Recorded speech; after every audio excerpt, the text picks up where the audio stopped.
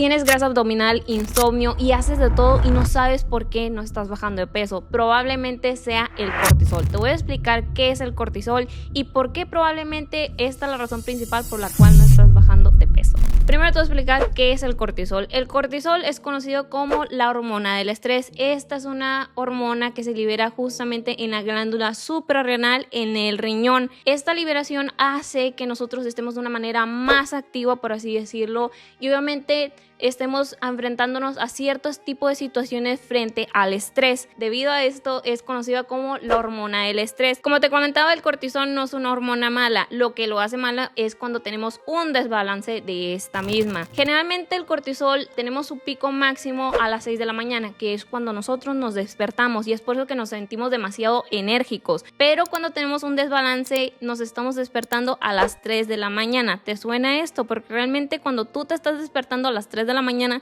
es probable que tengas esta hormona desbalanceada. Bueno, vamos a entrar cuáles son los signos y síntomas más característicos de este desbalance del cortisol, porque muchas veces vemos en redes sociales de que sí, cortisol elevado, pero probablemente sea síndrome de Cushing, que también es cortisol elevado. Entonces vamos a diferenciar dos grandes patrones, que es cortisol funcional y cortisol elevado o síndrome patológico, que es el síndrome de Cushing. Para entender lo que es el cortisol funcional es justamente lo que vemos en redes sociales. Esto es debido a muchos patrones o cambio de hábitos que tenemos justamente ya sea en la alimentación, la falta de entrenamiento o también mucho entrenamiento, que eso también hace que se eleve bastante el cortisol, la mala calidad del sueño, que realmente este va a ser como el patrón definitivo para que realmente se desbalancee y obviamente se descontrole totalmente el cortisol, por lo que te acabo de repetir que esta justamente se libera en la madrugada. Entonces dormir mal, dormir no a tus 7-8 horas diarias, pues obviamente esto va a generar un desbalance. Las dietas altamente restrictivas también, no estar comiendo a tus horas, pues obviamente esto también va a generar un desbalance, va a afectar realmente tu rendimiento a lo largo del día. ¿Cuál va a ser la diferencia entre el síndrome de Cushing? Bueno, el síndrome de Cushing, como te había mencionado, es una patología, realmente es la manifestación clínica de un cortisol elevado de una manera extrema. Aquí vamos a estar viendo manifestaciones clínicas como obviamente las estrías moradas, que generalmente se dan en la zona del abdomen, también en la zona lo que vendría siendo de las piernas, en los brazos,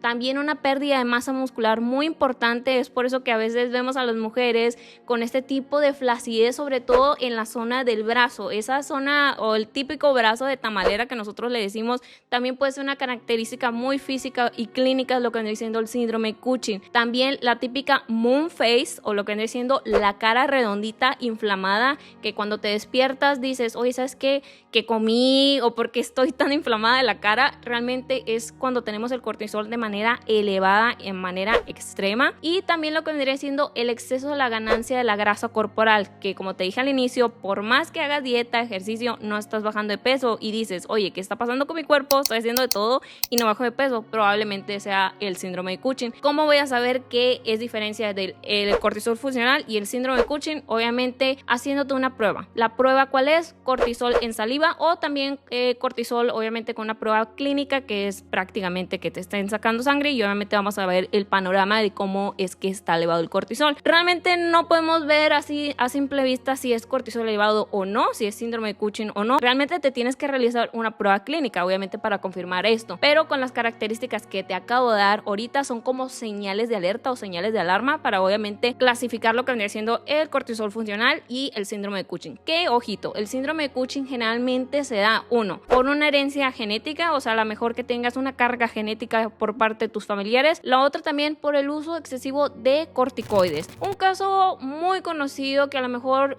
ustedes lo pueden ver en redes sociales es Selena Gómez. Selena Gómez tuvo obviamente el cortisol elevado y lo vimos a través de los años, porque ella tiene un padecimiento que se llama lupus. El lupus tiene un tratamiento con este tipo de fármacos que son los corticoides, que obviamente actúan como el cortisol. El cortisol hace que se aumente el estado inflamatorio del cuerpo y eso hace que obviamente ganemos más grasa corporal y obviamente también tenemos un proceso inflamatorio por parte de la cara y también en las extremidades. No es simplemente de que estemos gorditos y ya, realmente es que hay un proceso interno de un desbalance hormonal de lo que vendría siendo el cortisol. Bueno, aclarando estos dos temas, entonces ahora sí, ¿cómo es que voy a bajar el cortisol elevado? y me voy a enfocar más que nada en el cortisol funcional. ¿Por qué? Porque el cortisol del síndrome de Cushing sí es necesario un tratamiento, obviamente un tratamiento médico farmacológico, que a lo mejor estos tips te puedan ayudar, pero ante estas señales que te acabo de dar, que son muy marcadas, muy notorias, pues obviamente ahora sí, asiste con tu especialista. Y ahora sí, vamos a entrar cómo bajar el cortisol. Ahora sí, ¿cómo vamos a bajar el cortisol elevado o alto funcional? Primero que nada, vamos a entrar con el tema de la alimentación. Una alimentación que ya te la sabes, obviamente hay que tratar de evitar los ultraprocesados, que si no sabes qué son los ultraprocesados, es todo lo que tenga un exceso de azúcar, un exceso de grasas saturadas, sobre todo el exceso de grasas trans. ¿Dónde voy a encontrar las grasas trans? Estas grasas transgénicas las vas a encontrar en aceites altamente inflamatorios, como son el canola, maíz, prácticamente cualquier aceite muy amarillo que veas en la cocina. Ese es un aceite altamente hidrogenado que causa una inflamación sistémica en el cuerpo. Ese hay que tratar de evitarlo, porque muchas veces también me dicen, ay, es que ya me eliminaste el aceite y es el más barato que puedo cocinar. Pues realmente aquí lo que te estoy diciendo, trata de moderar su consumo. Este aceite lo vas a encontrar en muchos alimentos. ¿Por qué? Porque obviamente es muy económico y a la industria le gusta obviamente abaratar costos, y muchas veces no te va a dar lo mejor. Y lo mejor que podemos hacer nosotros es tratar de evitar estos alimentos. ¿Cuáles son? Papas, galletas, gancitos, literal, o sea, por mencionar marcas, los pingüinitos, todos estos tienen aceites altamente inflamatorios. Y también hay que evitar el exceso de azúcar. El exceso de azúcar, ¿dónde lo vamos a encontrar? También en galletas, postrería, todo esto, pero sobre todo en las bebidas azucaradas. Las bebidas azucaradas que yo sé que estás pensando en tu cabecita, ese refresco efervescente, color literal caramelo intenso, ese hay que tratar de moderarlo, porque no solamente tiene azúcar de caña, tiene un azúcar que es súper económica, pero este inflama bastante el hígado. ¿Cuál es? El jarabe de maíz de alta fructosa. El jarabe de maíz de alta fructosa es uno de los jarabes más económicos para la industria, pero también altamente inflamatorios. Este, en su consumo excesivo, puede inflamar el hígado hasta un 60%, y este 60% puede generar hígado graso no alcohólico. Generalmente ya hay un tratamiento específico, lo vamos a abordar en otro tema, porque realmente hablar de hígado graso es un tema bastante largo, pero el hígado graso acarrea este tipo de enfermedades crónicas, este tipo de desbalance hormonal. Aparte del cortisol, también va a haber un desbalance en la insulina, va a haber un desbalance en la grelina, que la grelina es la hormona del hambre, y la leptina, que obviamente es la hormona que nos está dando la saciedad. Entonces, al tener un desbalance, pues obviamente tú vas a tener siempre hambre, no te va a saciar absolutamente nada, que es algo muy característico del cortisol. Si tú te has dado cuenta de que, oye, ¿sabes qué? Acabo de comer y me está dando hambre otra vez, o sea, ¿qué está pasando? O sea, nunca estoy satisfecho. ¿Por qué? Porque obviamente hay un desbalance de este tipo de hormonas. Hay que aplicar la dieta mediterránea. ¿Cuál es esta dieta? Esta dieta alta más bien en proteínas magras, pero limita bastante lo que vendría siendo las proteínas de origen animal, sobre todo la carne de res. Si hay una priorización lo que vendría siendo de la carne de pollo, del pescado, pero las carnes rojas ahora sí que le vas a bajar un poquito. Es muy rica en grasas saturadas. ¿Cuáles son las grasas saturadas? Pues obviamente todas las grasas saludables o buenas que tú puedes considerar, como el aceite de oliva, las olivas, el aguacate, la semilla de chía. Todas estas obviamente tienen bastantes grasas saludables, omega 3, que también lo podemos encontrar en el salmón, y algo muchísimo más barato pues están las sardinas. Y también es alta en fibra, pero rica en carbohidratos complejos. No son carbohidratos simples, que generalmente nosotros también lo relacionamos carbohidrato como algo malo. Realmente los carbohidratos no son malos. Realmente tienes que escoger y elegir o seleccionar cierto tipo de carbohidratos que te van a dar a lo mejor un pico de glucosa, un pico de azúcar más bajo. ¿Cuáles son? Por ejemplo, la pasta integral, el arroz integral, todos estos alimentos ricos en fibra, la avena, que es un cereal súper económico y obviamente que también lo puedes agregar al día con día. Y por último, pues obviamente, ¿cuál va a ser nuestro tipo de hidratación? En la dieta mediterránea aplica la regla de hazlo hecho en casa. Si puedes preparar aguas frescas en tu casa, tipo bebidas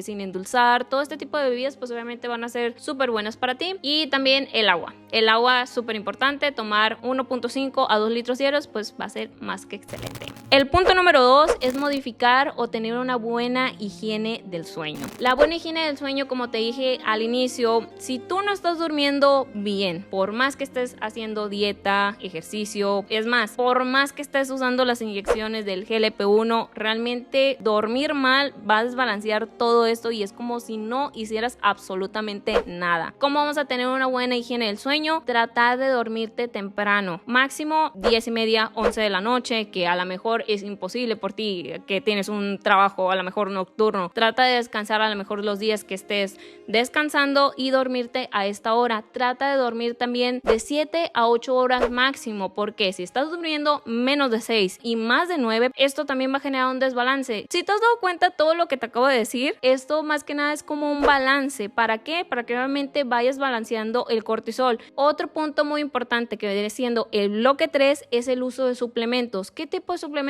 vamos a estar usando? El omega 3, que obviamente va a ser de la dieta mediterránea. Si puedes suplementarte en omega 3 va a ser excelente porque también ayuda bastante a regular lo que es el cortisol. Y el glicinato de magnesio, este también es súper importante para que obviamente descanses mejor, se equilibre lo que viene siendo el cortisol, y prácticamente son los dos suplementos. Hay otros tipos de adaptógenos, pero en los cuales yo no me enfocaría tanto porque hay un riesgo también de daño en el hígado, que es justamente el ashwagandha. El ashwagandha se ha dicho mucho que también regula bastante el cortisol, pero en los estudios que han salido recientemente hay un daño en el hígado, entonces yo no te lo recomendaría en lo absoluto. Y el bloque final, que vendría siendo el ejercicio de fuerza. El ejercicio de fuerza, al igual que el de cardio, y de hecho les voy a hacer un video justamente hablando del ejercicio de fuerza y el ejercicio cardio, los dos son muy importantes, pero me voy a enfocar en el ejercicio de fuerza. ¿Por qué ganar masa muscular es tan importante para balancear esta hormona? Porque al momento de que tenemos más masa muscular, tenemos menos resistencia a la insulina y tenemos menos liberación del cortisol, y eso hace que también vas a tener un mejor descanso. Entonces va a ser un ganar-ganar, o sea, estás teniendo una buena alimentación, estás usando los suplementos que te van a ayudar a descansar mejor, pero el plus del ejercicio de fuerza, que aparte vas a estar liberando neurotransmisores como la dopamina, la serotonina, que obviamente va a hacer que te sientas más enérgico, más alegre durante el día y descanses mejor durante la noche, te sientas menos ansioso, con menos estrés, pues obviamente el ejercicio de fuerza va a ser excelente que lo estés agregando. ¿Cuántas veces a la semana necesito realizar el ejercicio de fuerza? De 2 a 3 veces por semana va a ser lo ideal. Que sea un ejercicio a lo mejor de 30, máximo 1 hora. No tenemos que realizar un sobreesfuerzo, porque como te había dicho al inicio, si estamos realizando bastante ejercicio, eso también va a estresar el cuerpo y se va a subir el cortisol. Lo que necesitamos es bajar el cortisol. Tenemos que hacer ejercicio, sí, pero nada más lo adecuado. Una rutina pequeña, corta, pero que sea de intensidad moderada. Eso es lo que vamos a estar haciendo para que obviamente empecemos a bajar el cortisol. Si te diste cuenta, el cortisol no es el villano de esta película, realmente es el conjunto de hábitos que estás haciendo cada día. Y pues nada, eso ha sido todo. No olvides suscribirte al canal y sígueme para más contenido como este.